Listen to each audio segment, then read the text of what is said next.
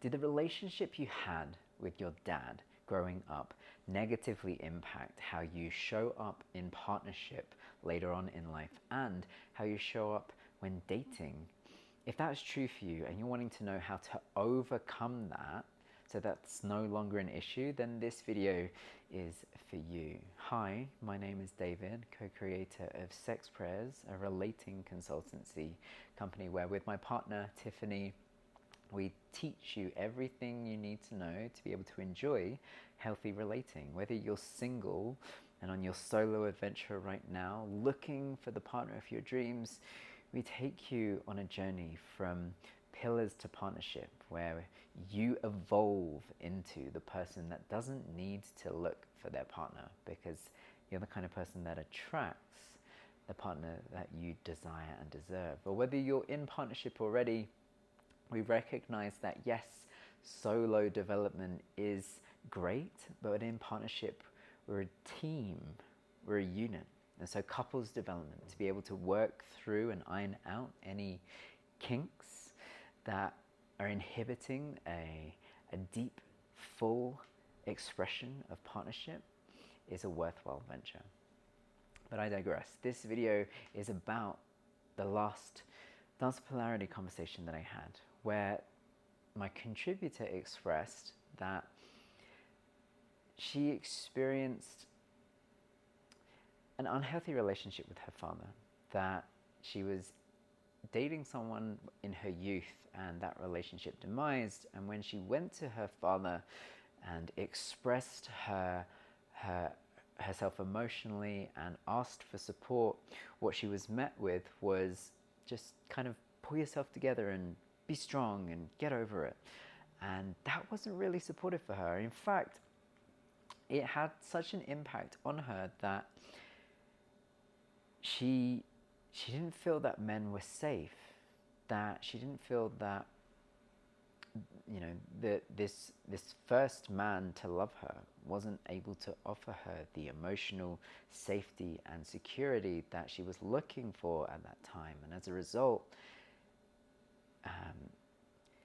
there was the impression that men aren't safe, and it's not safe to express oneself emotionally to men because it won't be received and it won't be held and it won't be nurtured and it won't be supported. And that may be familiar to you. These conversations that I'm having, not necessarily that all of the women that I've spoken with have expressed that their relationship with their father has been an unhealthy one, but definitely a recurring theme is that they've experienced periods of their life where men have not been safe, to put it really bluntly. There has been a distrust.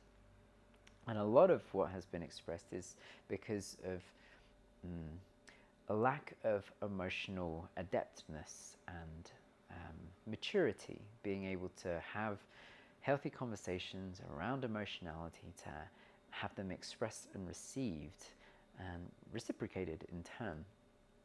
What I loved about this conversation that I had, one of the things I loved, was that this person is now in a really loving partnership where she does feel safe to express herself. When I asked what it is that this partnership offers you to encourage you feeling safe, I was given the answer that she feels safe physically, mentally, and emotionally. And that is offered in the sense of being able to have her feel capable of expressing herself, essentially to be vulnerable with her partner in the understanding and recognition that it will be received, even if not agreed with, that he creates a space to allow her to express herself. One of the things she mentioned was, she didn't use the word sovereignty, I used it, but he's not trying to take away responsibility for her. He's not trying to fix anything. That was one of the beautiful things, is in this relationship, she can express herself and it not be met with him trying to fix it. And I recognize that in general, and I'm generalizing, men do seem to have a proclivity towards problem solving. I think it's just the masculine brain of, there's a problem, there's a solution, we can fix it. And and she even acknowledged, this is a beautiful gift and a wonderful, what's the word I'm looking for? It's a wonderful asset that men have. Sometimes women want to express themselves and just be heard, not have the expression be met with a necessity to have a problem solved. And so it's the discernment piece of being able to solve a problem when asked for support, rather than trying to solve the problem to resolve the emotional expression. And I think this is partly what this person expressed and shared when she spoke into how that conversation and that exchange went with her dad. That, he wasn't someone who was very emotionally attuned within himself, being able to understand his own emotionality and express his own emotionality. And so his response to try and support his daughter in her expression of emotion was to just kind of shut it down, essentially, but kind of solve the problem. It's like, oh, I don't know how to deal with emotion, just shut it down, problem solved. And not necessarily the healthiest way to deal with emotions. And over the conversation, I kind of asked this person, well, why do you think that was?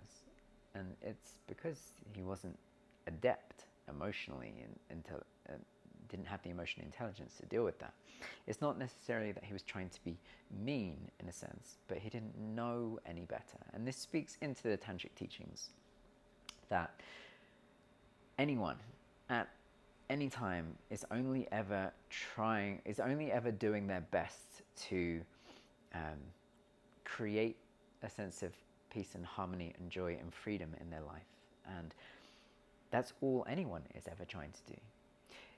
The issue is people are doing it at varying degrees of ignorance to the truth of what is. And in tantric teachings, all mind-based suffering is the result of ignorance to the truth of what is. And when someone is doing something that causes harm, it's not necessarily that they're doing it maliciously, but potentially that they just don't know a better way, because they're ignorant to a better way. And I think part of where the challenge lies is this distinction between ability and capability. We all have the capability of dissolving the ignorance, becoming more aware, but not all of us have the ability to do it in that moment. And that's where the challenge lies.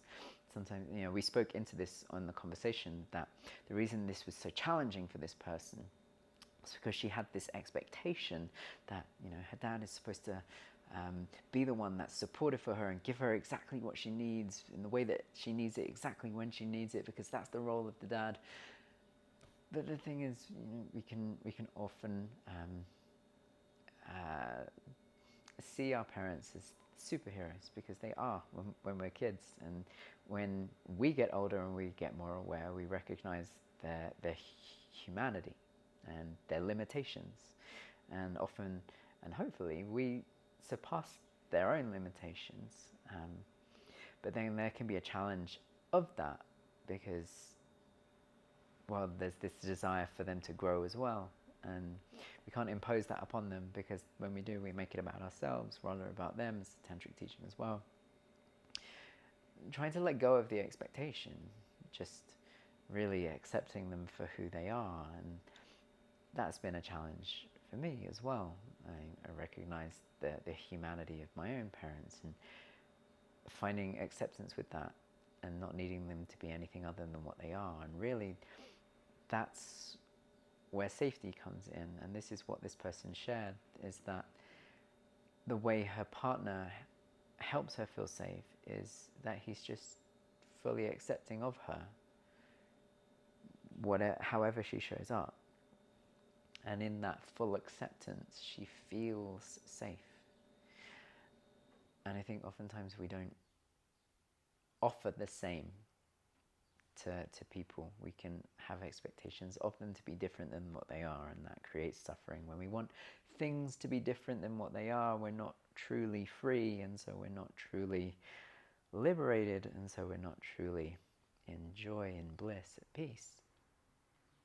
We don't feel safe. And the big takeaway for me from the conversation that I had was this idea of communication. It's why it's the third pillar in the Pillars to Partnership program that we have at Sex.Prayers. It is a core element of intimacy. We have these 4 pillars of intimacy: truth, trust, communication, and empathy. Being able to understand one's truth. And this is the journey that this person went on over the years of self-development and meditation and analysis and therapy, is going through the layers of mistruths, false truths, or limiting beliefs, if you will, to get to the essence nature of who we are, and then build the truths, the beliefs that we want to have to become the people that we want to be in order to attract the partners that we dream, that we desire, that we deserve. In understanding our own truth, we can then, and not just mentally, but also somatically, what's true in my body, the emotional response. In tantric teaching, thoughts and emotions aren't separate, they're part of the same layer of consciousness, the mental emotional layer. And they're not separate, distinct, but inextricably linked. They're opposite ends of the same spectrum, 2 sides of the same coin. So you can't have a thought without a feeling, or a feeling without a thought. They're intertwined. And when you're only open or educated or encouraged, as a lot of men are, to seeing one side of the coin, the linguistic, analytical side of mental intellect, and not encouraged to experience the other side of the somatic, felt, embodied sense of emotionality, you're not seeing the whole picture. It seems that men have a proclivity towards the intellectual and women have a proclivity towards the emotional, but being able to have both is what invites integration, what invites sovereignty. And that's where working with the mental and the somatic in the Pillars to Partnership program, through that element of truth, getting to the truth that lies within, then allows to recognize the truth externally too. And this is where trust comes in. And this is why I'm so passionate about this project of safety and trust, because finding trust internally invites trusting externally.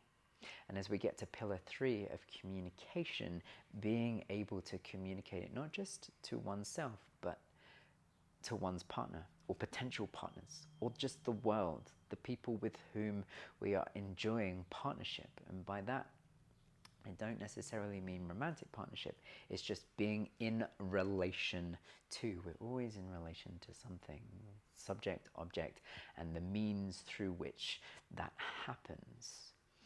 The idea of communication, so important, as this person expressed, it's only through the communication between her and her current partner that they are able to enjoy the level of trust that they can create for one another, to allow that sense of safety and the development of the strength of the relationship that they enjoy currently, something that was missing in her previous relationship.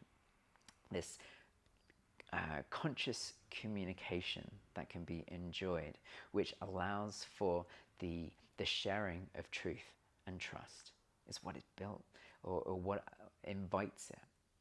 And then that final pillar, so important, of empathy, being able to recognize oneself in another. Very tantric teaching, this idea of non-duality, that all there is, was, and ever will be is just this one divine consciousness expressed through a myriad of different individuated loci of awareness. That you, me, everyone, everything is just the universe, the one consciousness looking at itself through a myriad of eyes. Put another way, that we are all separate individual waves on the one ocean of awareness, that we perceive ourselves to be separate, but actually we're just unique expressions of one divine consciousness, one universal consciousness. And in that recognition, there's the ability to find empathy. There's the ability to see oneself in another and have that sense of, well, if you suffer, that's me suffering, so let's encourage and promote well-being and health and vitality and bliss and freedom and safety for each other. One of the things I loved in this conversation was that she expressed, and was fortunate enough to very off camera interact with her partner. And for the first time, I had two people in partnership in the call, which was really fascinating. It's maybe something I'd love to do a little bit more. But it transpires that this woman creates a safe space for her partner too, where he feels like he can be vulnerable and be honest. He can acknowledge his truth, and he is trusting enough to be able to communicate it and have it received, that empathy. And that creates the healthy relating dynamic. And really, isn't that what we're looking for in partnership? Is someone with whom we feel safe and we feel seen. For me, this speaks into the two core wounds that all of us enjoy and endure. It's the idea of intrinsic and extrinsic value. I sense that some people view the world through a lens of fear and others view the world through a lens of shame. We have the capacity to do both, and we do. And we flick between the two depending on the relationship that we are experiencing or person with whom we are in relation to. But fundamentally, there's a core wound that we have a leaning towards. And so the antidote to those core wounds, the fear and the shame, is creating safety, or feeling safe, and feeling seen, or being seen. The internal, intrinsic value of the divine consciousness that we are, that universal consciousness that is expressed uniquely through us.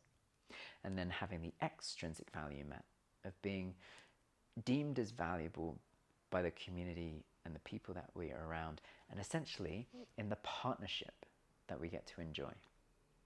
And this is why I'm so excited to be sharing this Pillars to Partnership program. Everything that my partner Tiffany and I have learned over our combined 20 plus years of this self-development journey, and pretty much $100,000 worth of investment that we've made personally, all condensed into a 9-month program to educate people on intimacy, the pillars of conscious intimacy, how to have healthy relating and enjoy partnership rather than endure partnership. And I'm so grateful to the contributor that I had this conversation with, in recognizing that safety can be found within herself and not needed to be, or first found within herself to then be enjoyed by another. And the idea of owning her no, that was another real big point.